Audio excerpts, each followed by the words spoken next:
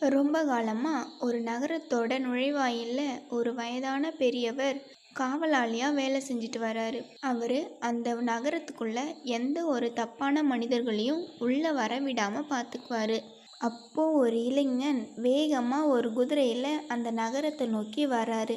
அந்த இளைஞன் இந்த வயதான காவலாளிய பார்த்ததும் நின்று அவர்கிட்ட இந்த ஊர் மக்கள்லாம் எப்படி நல்லவங்களா அப்படின்னு விசாரிக்கிறாரு.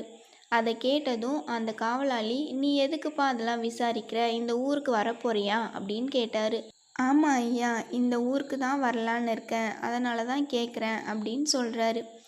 ஏன்பா, நீ முன்னாடி இருந்த ஊர் என்ன ஆச்சு, ஏன் இந்த ஊருக்கு வரலான்னு பார்க்குற அப்படின்ட்டு கேட்டார் பெரியவர். அதற்கு அந்த இளைஞன் சொல்கிறாரு, நான் முன்னாடி இருந்த ஊரில் எல்லா மக்களும் மோசமானவங்க, எல்லாரையும் துன்புறுத்துறாங்க, அடிக்கிறாங்க, அதனால் எனக்கு அந்த ஊர் பிடிக்கல, அதனால்